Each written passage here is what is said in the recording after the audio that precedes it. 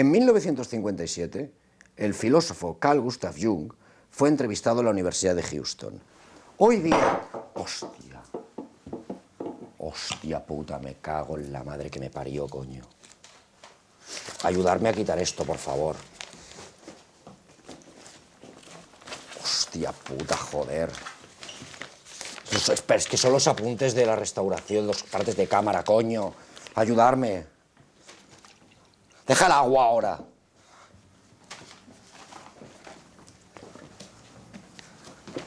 Tenéis que poner aquí ahora toda esta mierda.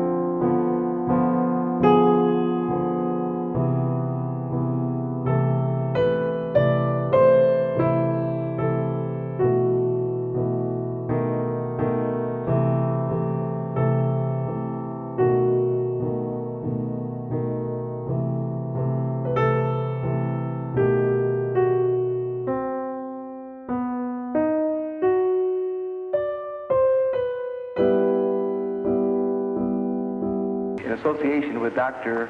Sigmund Freud. And I know it would be of great interest to many of us to hear a little bit about how you happened to hear of Dr. Freud and how you happened to become involved with some of his work and ideas.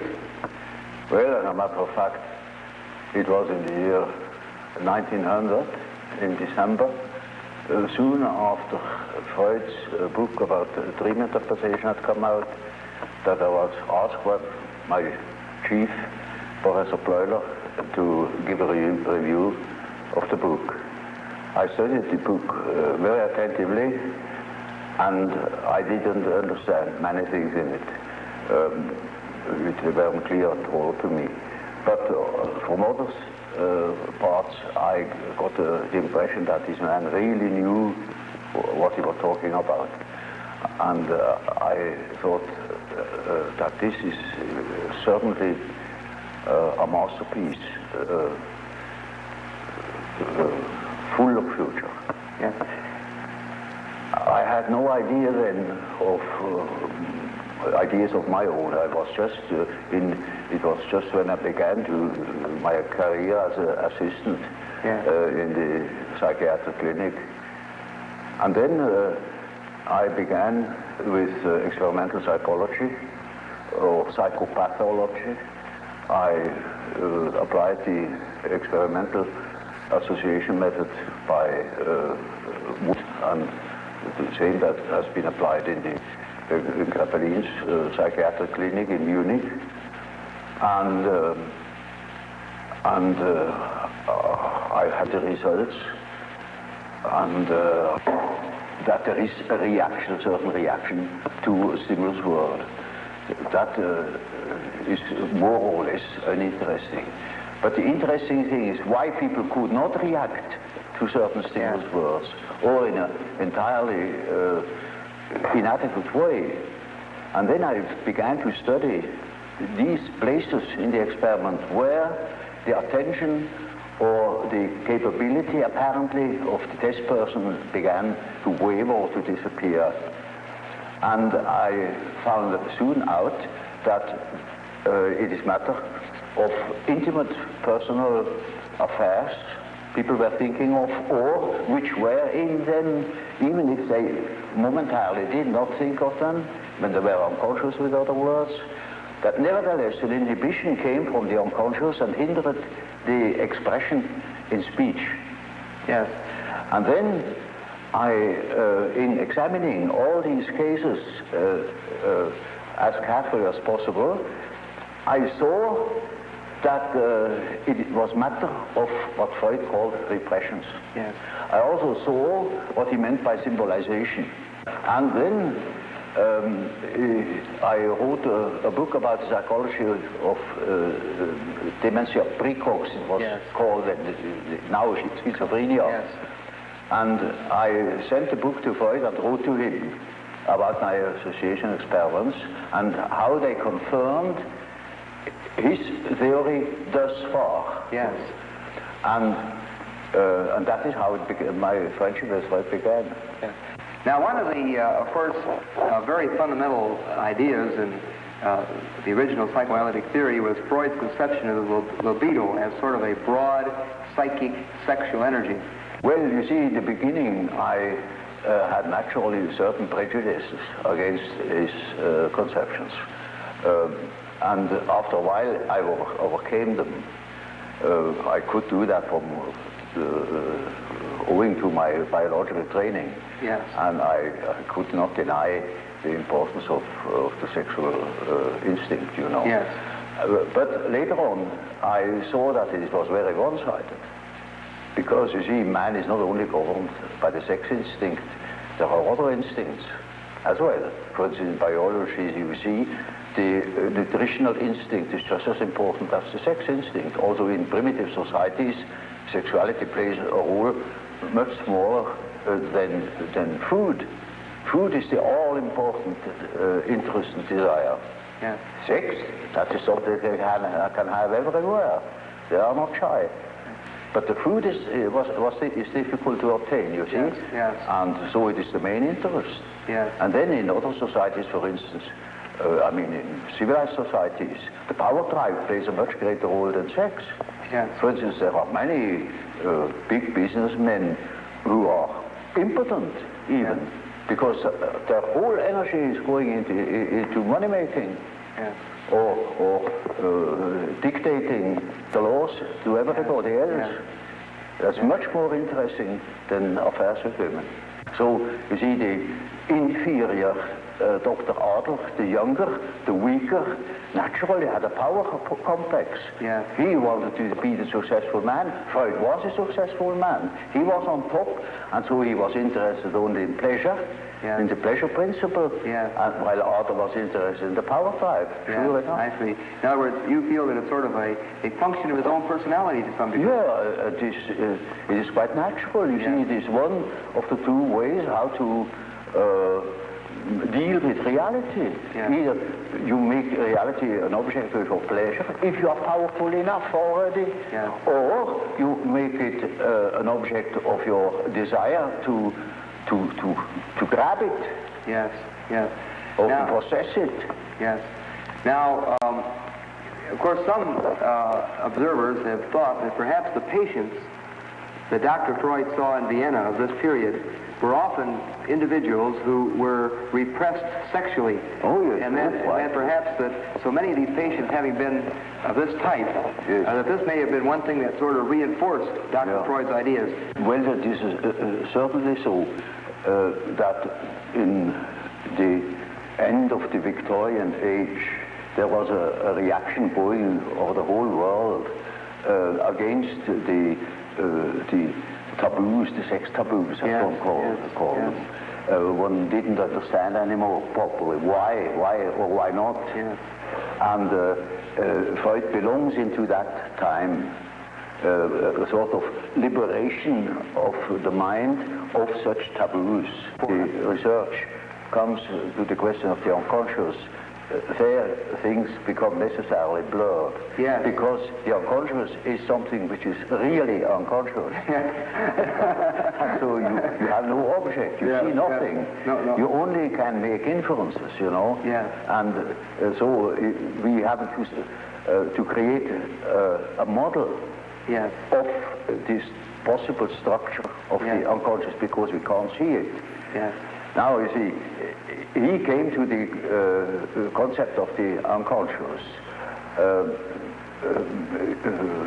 chiefly on the basis of the same experience I had made in the association experiment, namely that people reacted they said things, they did things without knowing that they did it or said it. Yes. And this is something you can observe experimentally in the association experiment, where people cannot remember afterwards what they did or what they said in the moment where a stimulus word hits the complex. Yes. With the reproduction, in the so-called reproduction experiment, you go through the whole list, and you will see that the memory fails where there was a complex reaction. Yes. And that is the simple fact Freud has based his idea of the unconscious on, because that is kind of what you can see time and again, that people, for instance, make a mistake in speech, or that they say something which they didn't mean to say, that just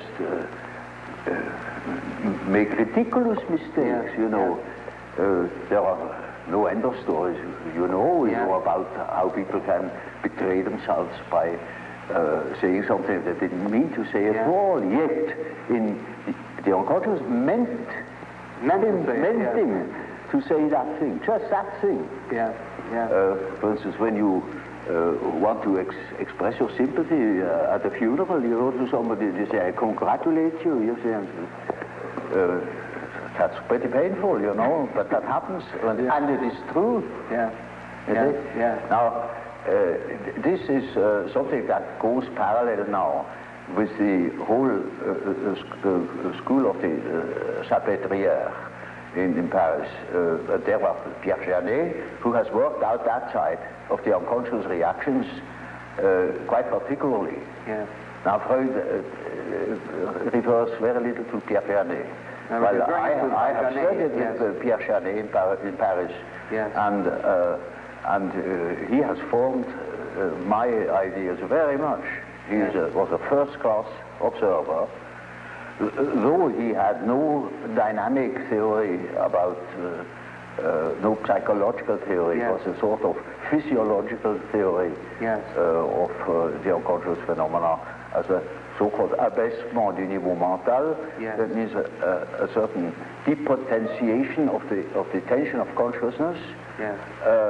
It sinks below the level of consciousness and thus becomes unconscious. Now, that is Freud's view too. Only he says it sinks down because it is helped, it is repressed from above. Then that was my first point of difference with Freud.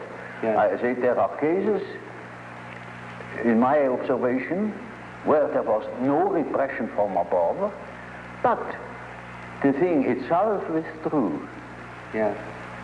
Those contents that became unconscious had withdrawn all by themselves. They were not repressed. On the contrary. They have a certain autonomy. There I discovered the concept of autonomy. And that these contents that disappear have the power to move independently from my will. Either they appear when I want to say something definite, they interfere and say and speak themselves instead of what I wanted to say. Or they make me do something which I didn't want to do at all. Or they withdraw in the moment where I want to use them. They certainly disappear. Well, one of the most extreme views that we have, or one of the very men that you knew around Dr. Freud, we mentioned a moment ago, Otto Rank. He spoke of the birth trauma. He said the actual trauma of being born would leave a very powerful impact on the ego and show itself throughout the life of the person. I should say this is very important for an ego, that it is born. Otherwise it wouldn't be. And it is highly traumatic, you know, when you fall out of heaven. But will you take literally Otto Rank's position of the birth trauma as having, you might say, a psychological effect? Don't you see, this is an event that happens to everybody that exists, that once has been born. So everybody is born has undergone that trauma. So the word trauma has lost its meaning. I see. So, in other words, it is a general fact, of which you cannot say it is a trauma. Yes. It is just a fact. Yes, yes, I see. You see, because then you cannot observe psychology that hasn't been born. Yes. Only then you could say what the birth trauma is. Yeah. And then, until then you cannot even speak of such a thing. Yeah. It's just a lack of epistemology. Now, Dr. Jung, we've been talking about the early oral level, and as you pointed out, you want to look at it rather literally as sort of a hunger drive or a drive for nutrition. Now, another rather fundamental point in development of the ego, as the more or less orthodox psychoanalytic view follows, is that there is then, this is followed by another critical level, an anal level of development. Well, one can use such terminology because it is a fact that children are exceedingly interested in all orifices of the body and they are doing all sorts of disgusting things, you know. Yeah. And sometimes this such a peculiarity keeps on into later life, you know. Yeah. It's quite astonishing what you can hear in that respect. Now, it is equally true that people who have such preferences also develop a peculiar character. In early childhood, a character is already there. You see, the child is not born tabula rasa, as one assumes. Yes. The child is born as a high complexity, Yes. with existing determinants Yes. that never waver through the whole life, and that give the child his character already in the earliest childhood. A mother recognizes an individuality of her child, and so if you observe carefully, you see the tremendous difference even in very small children. And these peculiarities express themselves in every way. So first, the peculiarities express themselves in all childish activities, in the way how it plays, in the things it is interested in. There are children who are tremendously interested in all moving things, and in movement chiefly. Yeah. All the things you see that affect the body. And so they are interested in what the eyes do, what the ears do, how far you can bore into the nose with your finger, you know. They will do the same with their anus. They will do with their whatever they please with their genitals, you know. These interests express themselves in a typically childish way in children, and later on they express themselves in other peculiarities. Yeah. Which are still the same, but it doesn't come from the fact that they once have done such a thing in childhood. Yeah. It is the character that is doing it. Yes. There is a definite inherited complexity. And if you want to know something about possible reasons, you must go to the parents.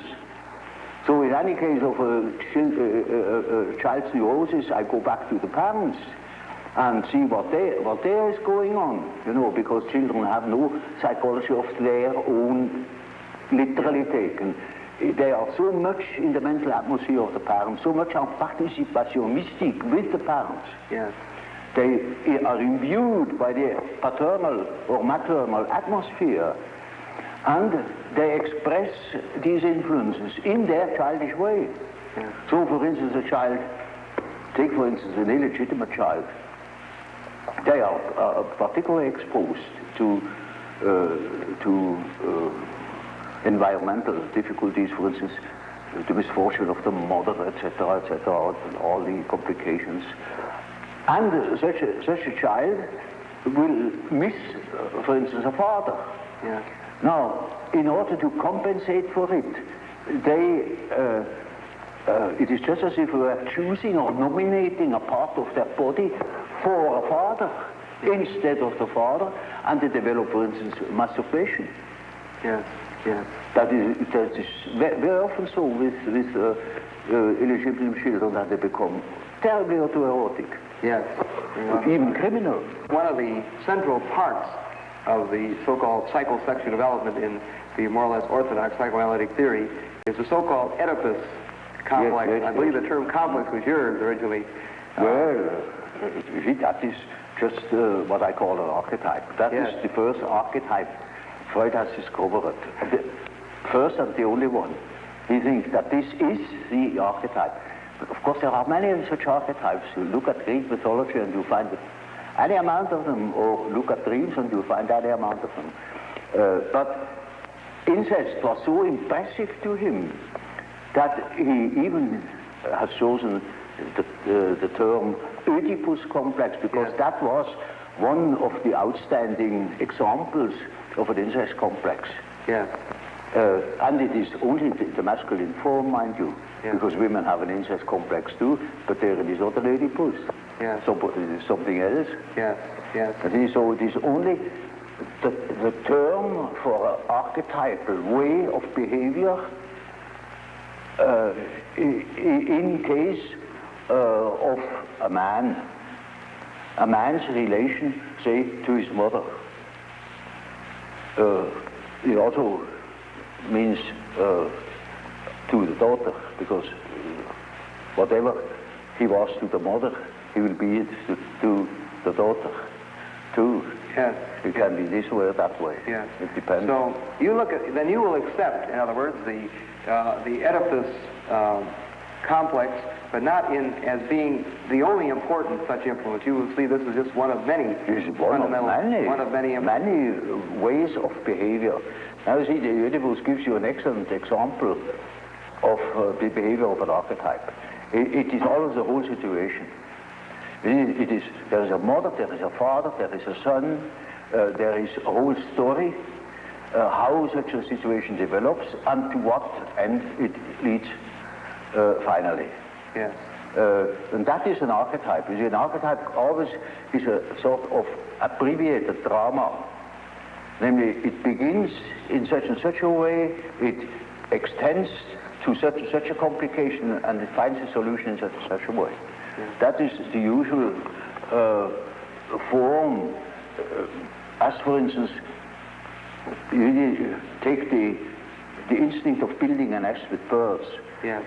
In the way they build the nest, there is the beginning, the middle, and the end.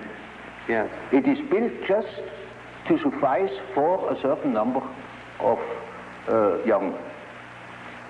So, you see, the end is already anticipated. And that's the reason why in the archetype itself there is no time.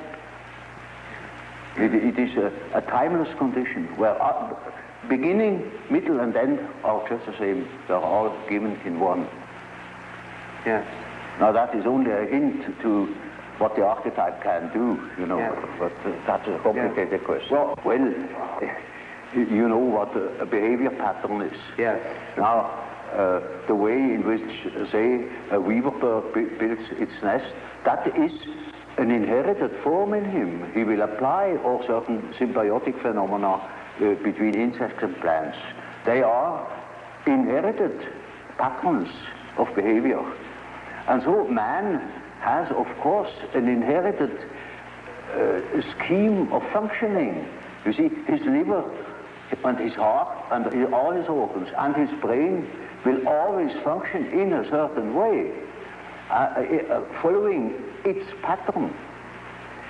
We only have a great difficulty of seeing it because we cannot compare. There are no other similar beings like man that are articulate and could give account of their functioning. If that were the case, we would know, I don't know what. But because we have no means of comparison, we are necessarily unconscious about our own conditions. But it is quite certain that man is born with a certain functioning, a certain way of functioning, a certain pattern of behavior. And that is expressed in the form of archetypal images or archetypal forms. For instance, the way in which a man should behave is given by an archetype. Yeah. And therefore, you see, the primitives tell such stories. A great deal of education goes through storytelling. Yes.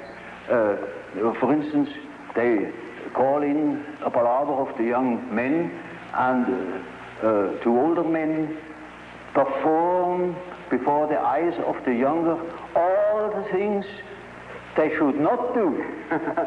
Yeah. And the answer says, now that is exactly the thing you shall not do. Another way is they tell them of all the things they should not do. Yes. And you, like the Decalogue, yes. Thou shalt not. Yes, yes. And that is always supported by mythological tales. Yes.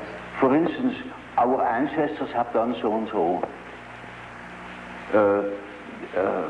and so you shall do. Yes. Or such a hero has done so and so, yes. And that is your model. Yes. For instance, take the teaching of the Catholic Church. There are several thousand saints, yes. and they show us how, you see, the models then become they are models, for the individual. And they have their legends, and that is Christian mythology. Yes. In Greek, you know, there was a Theseus, there was a Heracles, models of fine men, of gentlemen, you know. Yes, yes. And they teach us how to behave. They are archetypes. I see. Archetypes of behavior. So you see, when you have lived in the primitive circumstances, in the primeval forest, among primitive populations, then you know that phenomenon. You are seized with a certain spell, and then you do a thing that is unexpected. Now, see, the archetype is a force, it has an autonomy. It can suddenly seize you. It is like a seizure. Yes. So, for instance, falling in love at first sight, that is such a case. You see, you have a certain image in yourself without knowing it of the woman, of the woman. Yes. Now you see that girl, or at least a good imitation of your type. Yes. And instantly you get a seizure, and you're gone. Yes. And afterwards you may discover that it was a hell of a mistake. Or you see, a man is quite capable, he's intelligent enough to see that that woman of his choice, as one says, not no choice, he has been captured. Yeah. You know, he sees that she is no good at all, that she is a hell of a business. And he tells me so, and he said, for God's sake, doctor, help me to get rid of that woman. He can't. He's like clay in her fingers. And that is the archetype. That is so-called archetype of the anima. Yes, yes. He thinks it is all his soul. Well, you know, that is a bit complicated, you know. The anima is an archetype form expressing the fact that a man has a minority of feminine or female genes. Yeah. And that is something that doesn't disappear in him. That is constantly present. And it works as a female in a man. Therefore, already in the 16th century, the humanists have discovered that man has an anima. I see. And that each man carries his female with himself, they say it. Yes. And so you that is not a modern invention. Yes. So now you see, the same is the case with the animus. That is a masculine image in a woman's mind, which is not sometimes quite conscious, sometimes it is not conscious, but it is called into life the moment that woman meets a man who says the right things. I see. And then because he said it is all true, and he is the fellow. Yes. No matter what he is. Yes. So to infer something. Those are particularly well-founded archetypes. Yeah. Those two, and there you can lay hands on the basis, as it were, of the archetype. They are exceedingly well defined. Well, Dr. Jung, we have been discussing in some detail some of the factors in the development of the personality of the individual, and you have very kindly elaborated for us on some of your fundamental concepts. I wonder if you would mind telling us a little bit about how you construe this term, persona. Well, this is a practical concept we need in elucidating people's relation. I noticed with my patients, particularly with people that are in public life, that they have a certain way of presenting themselves. For instance, take the doctor. He has a certain way. For instance, he has good bedside manners, and he behaves as one expects a doctor behaves. He may even identify himself with it and believe that he is what he appears to be. Yeah. He must appear in a certain form, unless people don't believe that he is a doctor. And so when he's a professor, he's also supposed to behave in a certain way so that it is plausible that he is a professor, you know. So the persona is partially the result of the demands society has. And on the other side, it is a compromise with what one likes to be, or with what, or as one likes to appear. Say. Yeah. Take, for instance, a parson.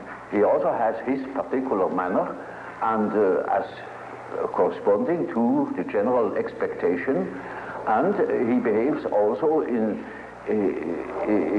another way, combined with his persona that is forced upon him by society in such a way that also his fiction of himself, his idea about himself, is more or less portrayed or represented. So the persona is a certain complicated system of behavior which is partially dictated by society and partially dictated by the expectations or the wishes one nurses oneself. Yes. Now, this is not the real personality, in spite of the fact that people will assure you that that is all quite real and quite honest, yet it is not. Yes. Now, such a performance, or say, the performance of the persona is quite all right, as long as you know that you are not identical with the way in which you appear. Yes. But if you are unconscious of this fact, then you get into sometimes very disagreeable conflicts. Namely, people can't help noticing that at home, for instance, you are quite different from what you appear to be in public. Yeah. And people who don't know it stumble over it in the end. They deny that they are like that, but they are like that. They are it. And then you don't know, now, which is the real man? Yes. Yes. Is he the man as he is at home or in intimate relations, or is he the man that appears in public? It is a question of Jekyll and Hyde. Yes. Often. It is such occasionally there is such a difference that you would almost be able to speak of the double personality. Yes. And the more that is pronounced, the more people are neurotic. Yes. They get neurotic because they have two different ways. They contradict themselves all the time, and in as much as they are unconscious of themselves, they don't know it. They think they're all one. Everybody sees that there are two. Yeah. And some know him only from one side, so others know him only from the other side. And then there are situations that clash, because the way you are creates certain situations with people in relations, and these two situations don't chime in. They are just dissonances. Yes, yes. And the more that is the case, the more the people are neurotic. Now, you also use the term self. Yes. Now, the word self, then, would this have a different meaning than, say, ego or... Oh, yes, oh, quite, oh, yes. You see, when I say self, then you must not think of I, myself, because that is only your empirical self, and that is covered by the term ego. Ego, yes. But when it is matter of the self, then it is matter of a personality that is more complete than the ego, because the ego is only consists of what you are conscious of. Yes, yes. Your awareness. Yeah, what you know to be yourself. Yes. The whole personality of man is indescribable. Yes. His consciousness can be described.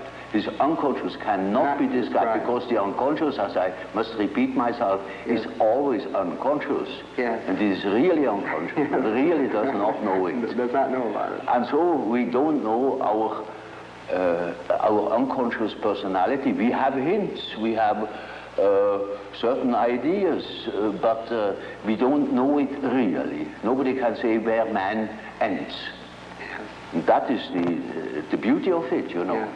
It's very interesting. Yeah. The unconscious of man can reach God knows where. There we are going to make discoveries. Yes, yes. Now, another set of ideas center around the terms introversion and extroversion. It's simply practical, because there are certain people who definitely are more influenced by their surroundings than by their own intentions, while there are other people who are more influenced by the subjective factor. Now you see, the subjective factor, that's very characteristic, was understood by Freud as a sort of pathological autoerotism. Yes, yes. Now this is a mistake. You know, we have, the psyche has two conditions, two important conditions. The one is the environmental influence, yes. And the other is the given fact of the psyche as it is born. The psyche is by no means tabula rasa. We are a definite mixture and combination of genes, and they are there from the very first moment of our life. And they give a definite character, even to the little child. And that is a subjective factor, looked at from the outside. Now, if you look at it from the inside, then it is just so as if you would observe the world. Yes. When you observe the world, you see people, you see houses, you see the sky, you see tangible objects. But when you observe yourself within, you see moving images. Yes. A world of images. Yes. Generally known as fantasies. Fantasies. Yet these fantasies are facts. It is a fact that a man has such and such a fantasy. And it is such a tangible fact, for instance, that when a man has a certain fantasy, another man may lose his life. Yes. Or a bridge is built. Yes. These houses were all fantasies. Yes. Everything you do here, all of the houses, everything was fantasy to begin with. And fantasy has a proper reality. That is not to be forgotten. Fantasy is not nothing. It is, of course, not a tangible object, but it is a fact, nevertheless. It is, say, a form of energy. Yes. Despite the fact we can't measure it. Yes. It is a manifestation of something. Yes. And that is a reality. That is just a reality as, for instance, the peace treaty of Versailles or something like that. Yes. It is no more. You can't show it. Yes. But it has been a fact. Yes. Yes. And so the psychical events are facts, are realities. And when you observe the stream of images within, you observe an aspect of the world. Yes. Of the world within. Because the psyche, you know, if you understand it as phenomenon that takes place in so-called living bodies, then it is a quality of matter. As our body consists of matter, we discovered that this matter has another aspect, namely a psychic aspect. Yes, yes. And so it is simply the world from within, seen from within. Yes. It is just as if we were seeing into another aspect of matter. And so, you see, the man who is going by the external world, by the influences of the external world, say society or perceptions, sense perceptions, thinks that he is more valid, you know, because this is valid, this is real.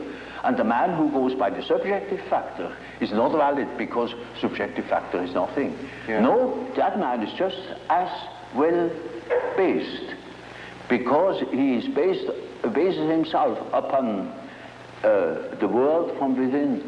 Yeah. And so he is quite right, even if he says, oh, there is nothing but my fantasy, you know. Yeah. And of course that is the introvert. And as the introvert is always afraid of the external world, he will tell you, when you ask him, he will be apologetic about it. Yeah. He will say, of course, yes, I know, it's only my fantasies. And he has always a resentment. And as the world in general, particularly America, is extroverted like hell, the introvert has no place. Yeah. Yeah. Because he doesn't know that he beholds the world from within.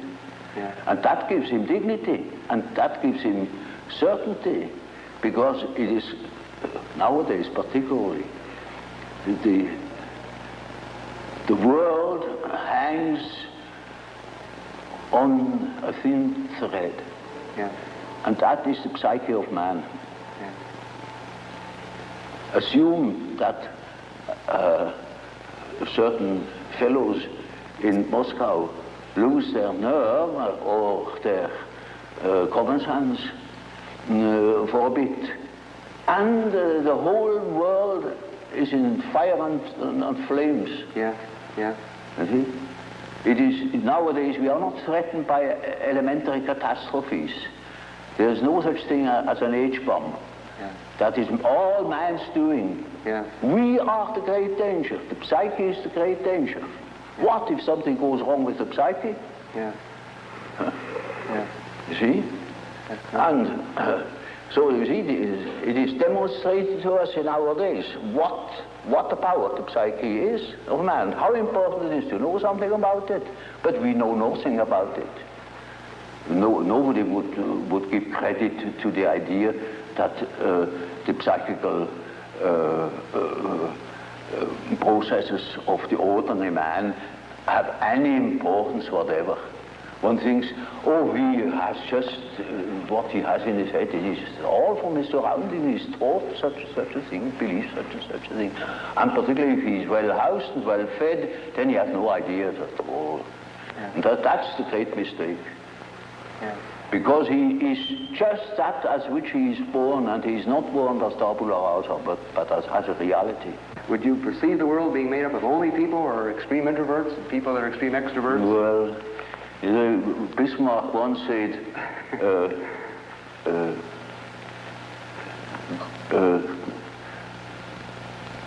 God may protect me against my friends. With my enemies, I can deal myself alone. You know how people are.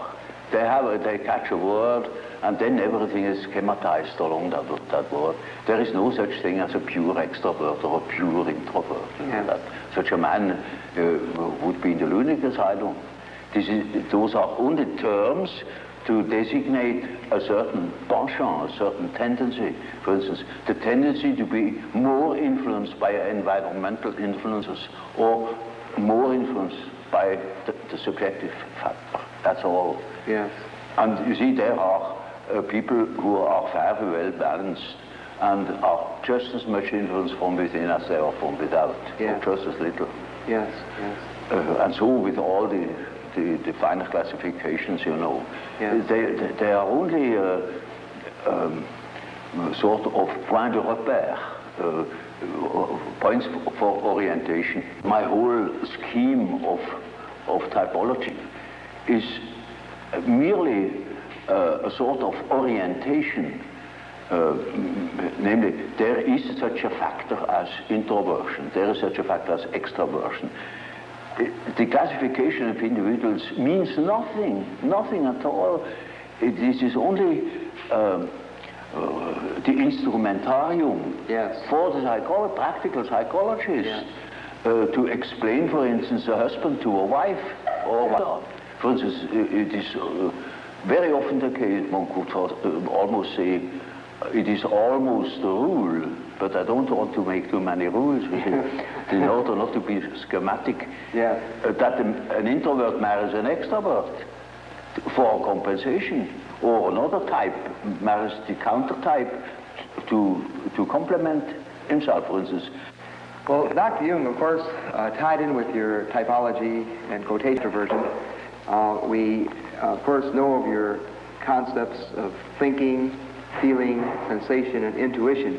Well, there is quite a simple explanation of these terms, and it shows at the same time how I arrived at such a typology. Namely, sensation tells you that there is something. Thinking, roughly speaking, tells you what it is. Feeling tells you whether it is agreeable or not, to be accepted or not, accepted or rejected. Yes. And intuition, now there is a difficulty. Yes. You don't know ordinarily how intuition works. So when a man has a hunch, you can't tell exactly who he got at that hunch, or where that hunch comes from. It is something funny about intuition. I will tell you a little story. I had two patients. The man was a sensation type, and the woman was an intuitive type. Of course, they felt attraction. And so they took a little boat and went out to the Lake of Zurich. And there were those birds that dive after fish, you know. Yeah. And then after a certain time they come up again, and you can't tell where they come up. And so they began to bet who was the first to see the bird. Now, you would think that the one who observes reality very carefully, the sensation type, would of course win out. Yeah. Not at all. The woman won the bet completely. Yeah. She was beating him on all points. Yeah. Because by intuition she knew it before. I see. Now, how is that possible? Yeah. Well, sometimes, you know, you can really find out how it works by finding the intermediate links. You see, it is a perception by intermediate links, and you only get the result of that whole chain of associations. Yes. Sometimes you succeed in finding out, but more often you don't. So my definition is, intuition is a perception by ways or means of the unconscious. Yes. That is as near as I can get. This is a very important function, because when you live under primitive conditions, a lot of unpredictable things are likely to happen. Yes.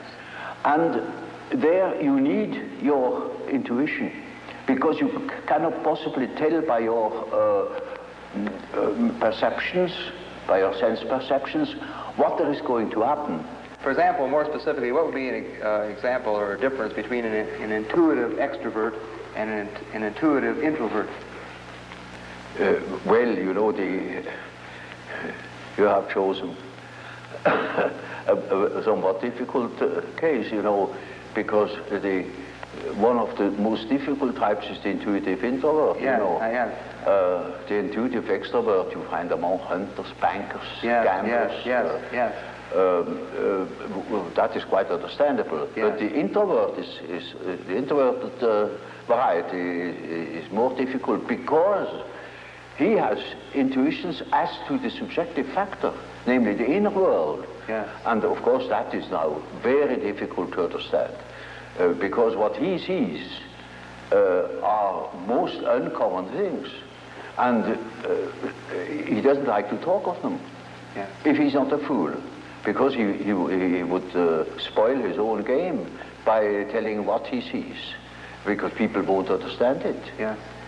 For instance, once I had a patient, a young woman, about 27 or 8, and her first words were, when I had seated her, she said, "You know, doctor, I come to you because I have a snake in my abdomen." I said, "What?" Yes, a snake, a black snake, coiled up right in the bottom of my abdomen. And I must have made a rather bewildered face at her. And she said, "You know, I don't mean it literally, but I should say it was a snake. It was a snake." You see? Now, you see, our further conversation a little later was that she said, that was about in the middle of our treatment that only lasted for 10 consultations. She had foretold me, "I come 10 times, and then it's all right." I said, "How do you know?" "Oh, I got a hunch," she said. Yeah. And really, about the 5th or 6th hour, she said, "Doctor, I must tell you, the snake has risen.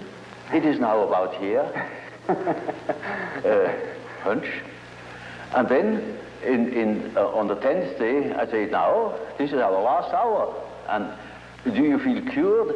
And she said, beaming, she said, "You know, this morning, it came up and came out of my mouth, and the head was golden."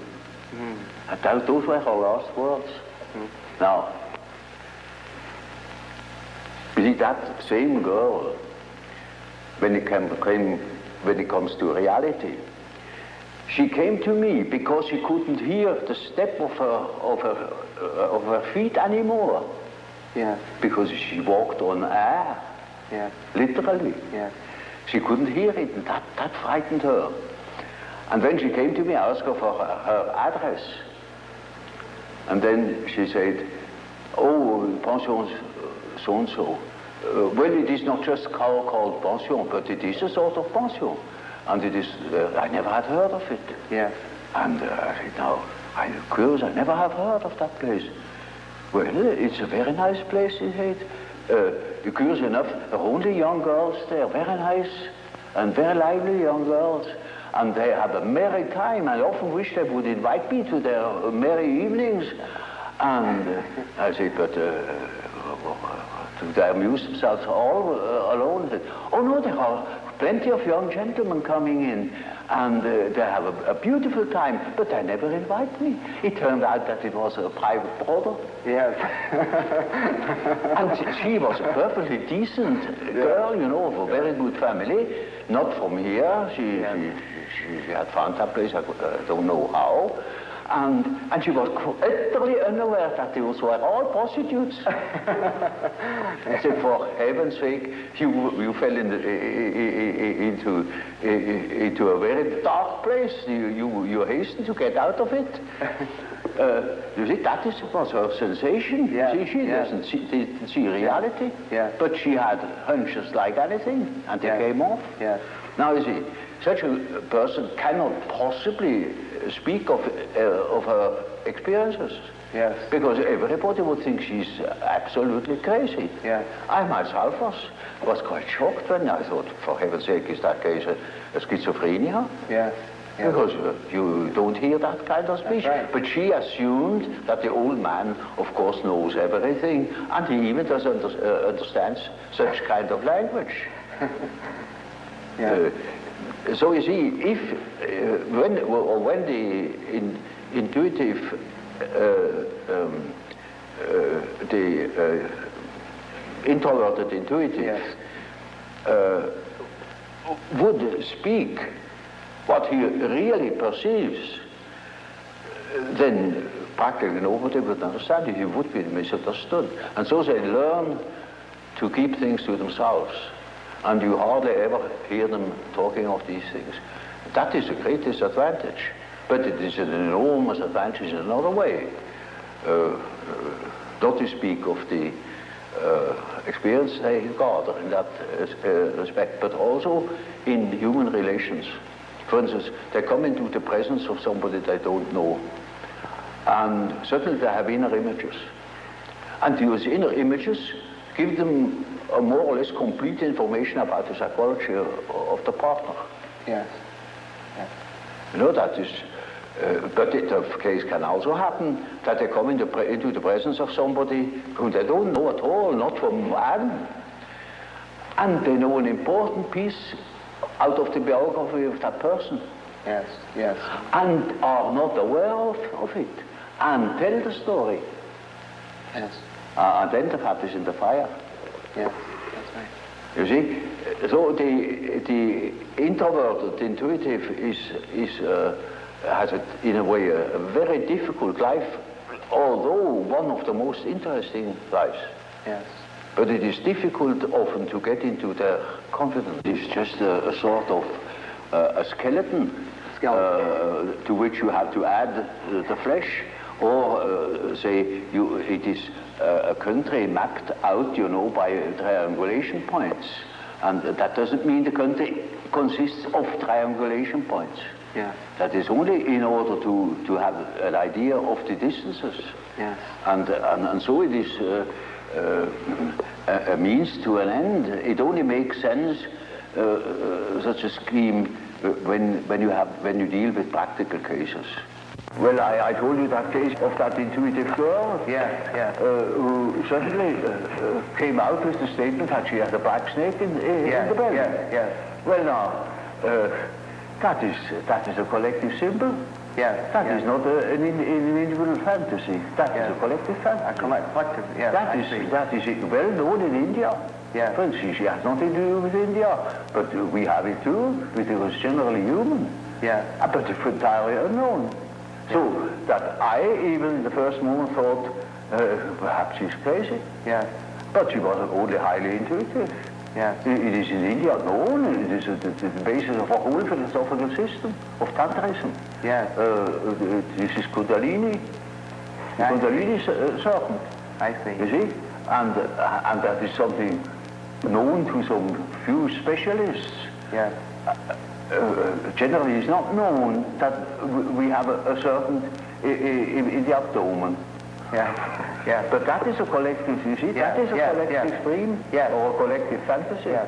It may be, you know, that what the unconscious has to say is so disagreeable that one prefers not to listen. Yeah. And in most cases, people would be probably less neurotic if they could admit the things, because these things are always a bit difficult or disagreeable or inconvenient or something of the sort. So there is always a certain amount of repression, but that is not the main thing. The main thing is that they are really unconscious. Yes. And you see, if you are unconscious about certain things that ought to be conscious, then you are dissociated. I see. And then you are a man whose left hand never knows what the right is doing. And counteracts or interferes with the right hand. Now such a man is hampered all over the place. See, then we have the problem. That is the problem for an intellectual man. And then I say, now, you see, you don't know, you have no answer. I have no answer. Now what are we going to do? I say, now we must see what you dream. Because the dream is a manifestation of the unconscious side. Now he never has heard of the unconscious side. So I must explain to him that he has an unconscious, and that the dream is a manifestation of it. And if we succeed in analyzing the dream, we might get an idea about that power that makes him think like that. I see. In treatment, for instance, in the treatment of neurosis, you have to do with that personal unconscious for quite a while. And then only dreams come that show that the collective unconscious is touched upon. Yeah. Now, as long as there is material for personal nature, Yes. you have to deal with the personal unconscious. Yes. But when you get to, say, to a question, to a problem, which is no more merely personal, but also collective. You get collective dreams. Yes. Yes. And then we are there where we can begin with the observation of the unconscious. And then, day by day, one goes on by the data the unconscious produces. Yes. You see, we discuss the dream, and that gives a new surface to the whole problem.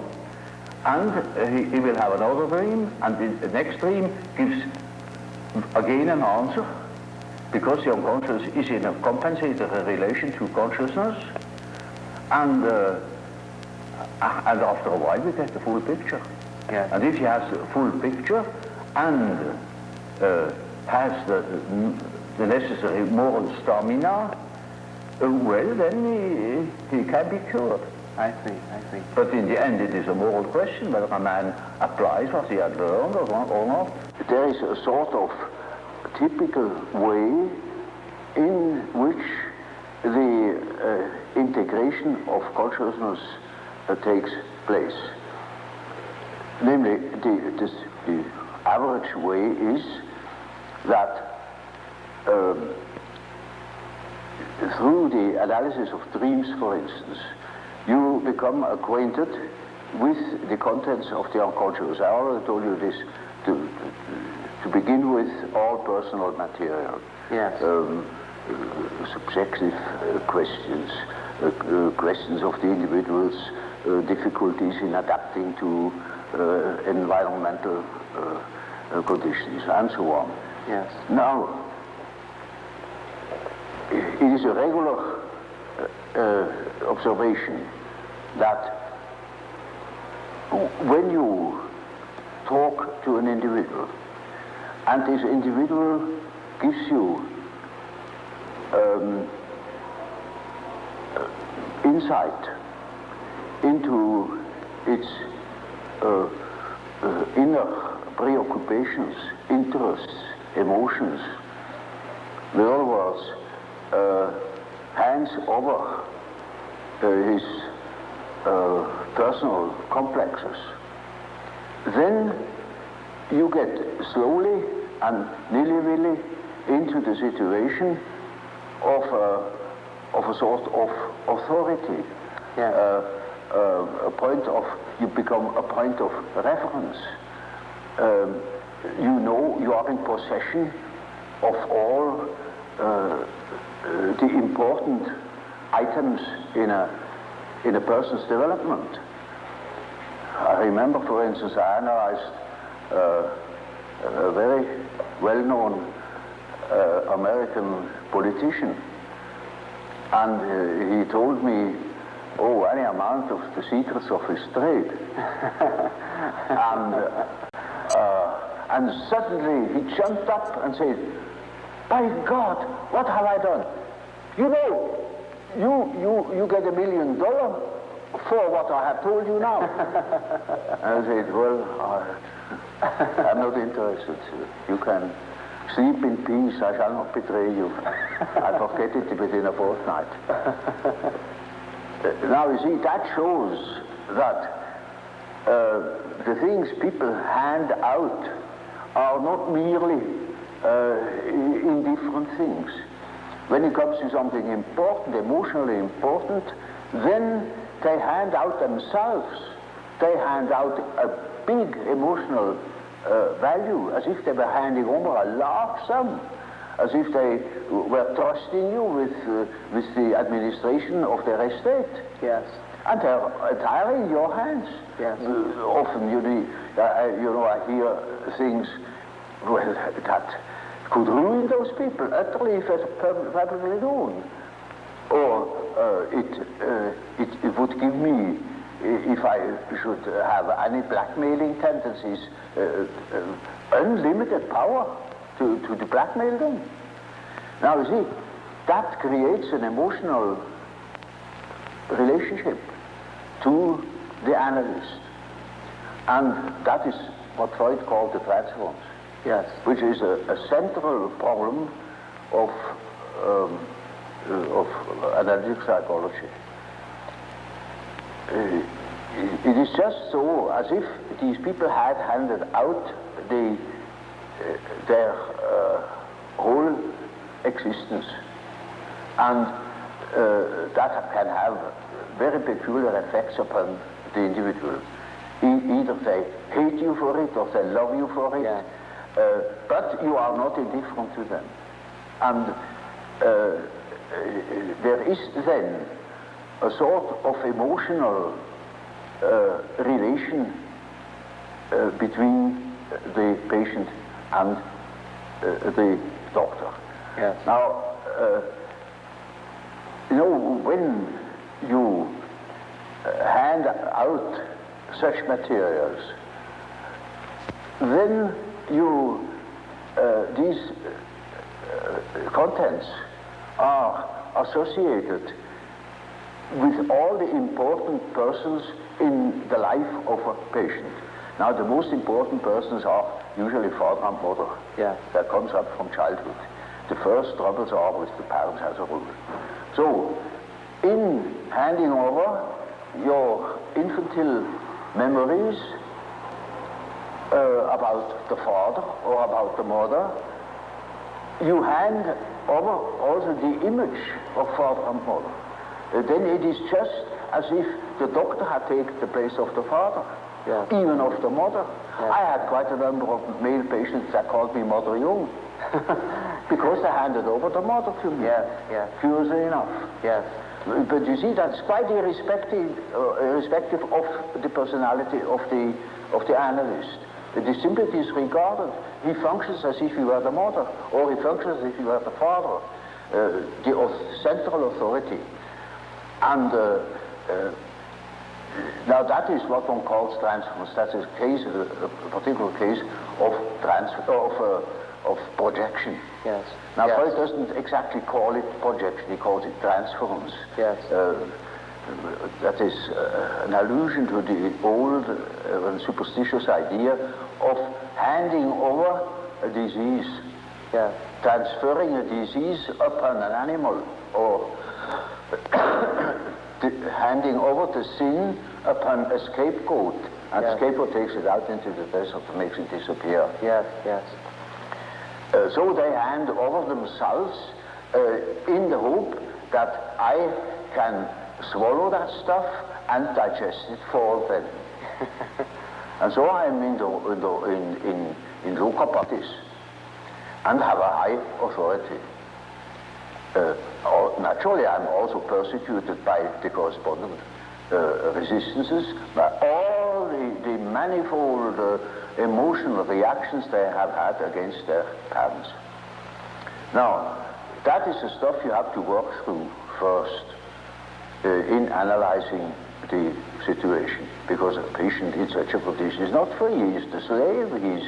He's utterly dependent upon the doctor, like a patient with an open abdomen on the operation table. Yes. He is in the hands of the surgeon for better or worse. And so the thing must be finished. And so we had to work through that condition in the hope that we arrive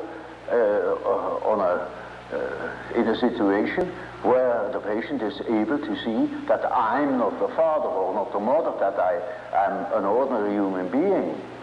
Now, everybody naturally should assume that such a thing would be possible.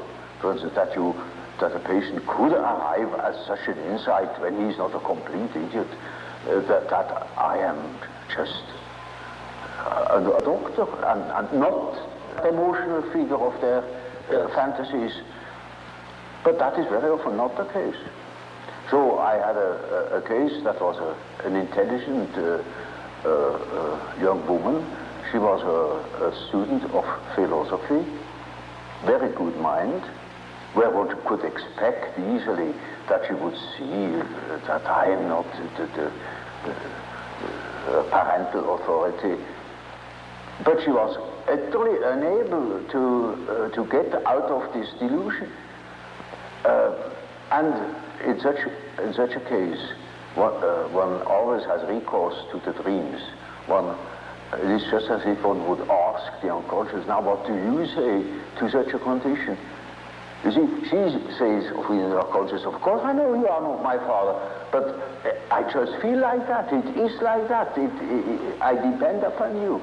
And I say, now we will see what the unconscious says. Now the unconscious produces dreams in which I really assumed a very curious role. You know, she was a little infant, she was sitting on my knees, I held her in my arms, I was a very tender father to the little girl, you know, and more, her dreams became emphatic in that respect, namely that I was a sort of child, and she is a very little, frail human thing, you know, and quite a little girl in the hands of an enormous being. And the last dream of that series was, I cannot tell you all the dreams, was that it was out in nature. I stood in a field of wheat, an enormous field of wheat that was ripe for harvest. And I was a child. And I held her in my arm like a baby. And the wind was blowing over that field of wheat. Now, you know, when the wind is blowing over wheat field, these waves in the wheat field. Yes. And with these waves, I swayed like that,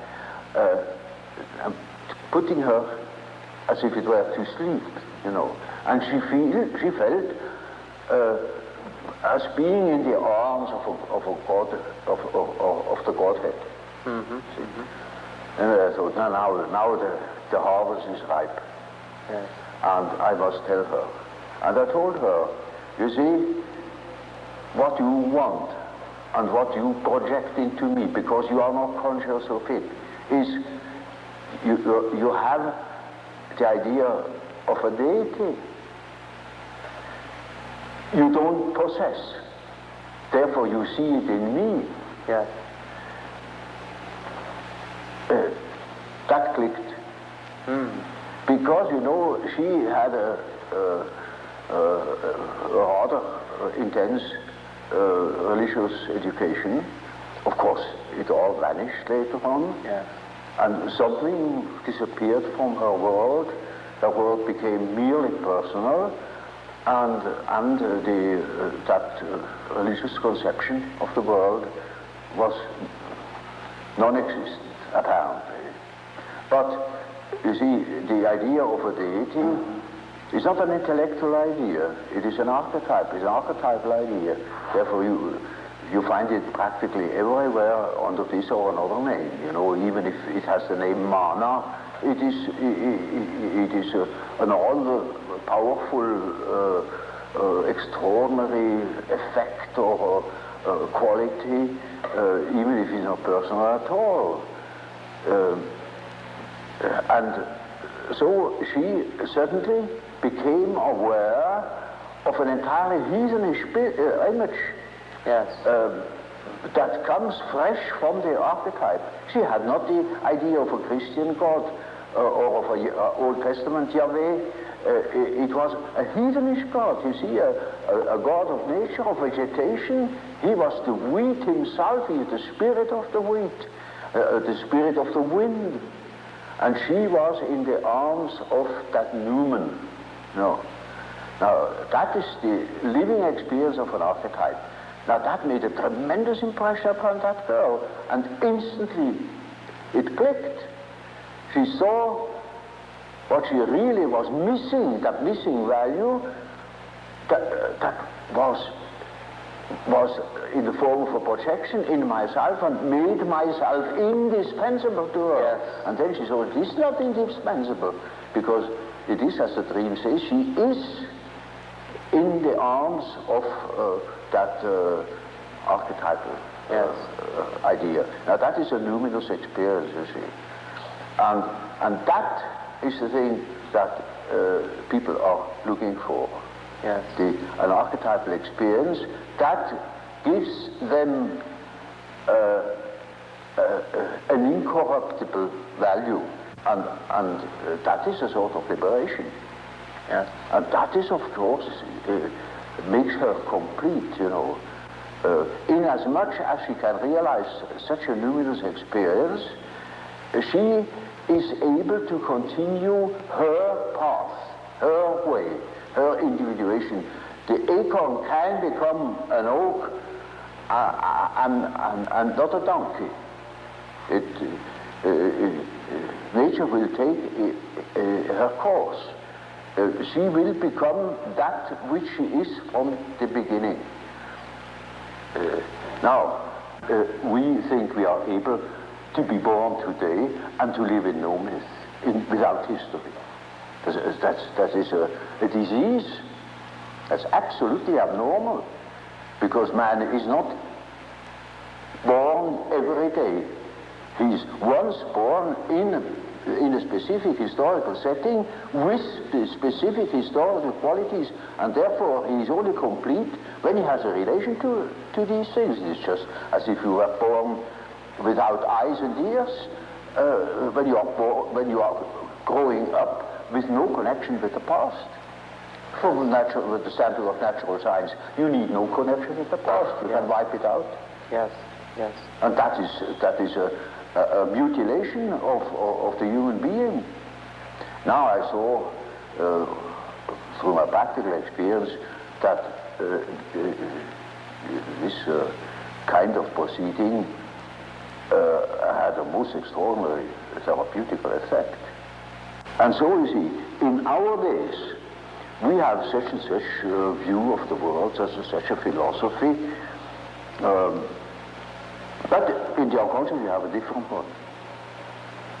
And that we can see through the example of the alchemistic philosophy that behaves towards the medieval consciousness exactly like the unconscious behaves to ourselves. And we can construct or even predict our the unconscious of our days when we know what it has been yesterday. Now that is, with a few words, the development of my ideas.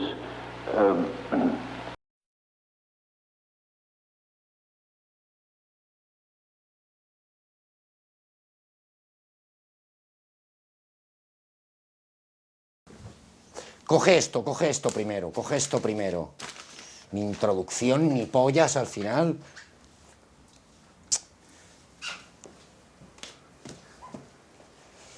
A ver, por favor, ¿puede venir alguien? Esto está lleno de agua, hostia puta.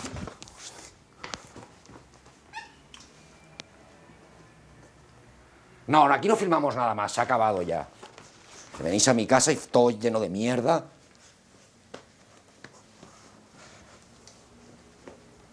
Vale, ya está, tomar por culo, se ha acabado.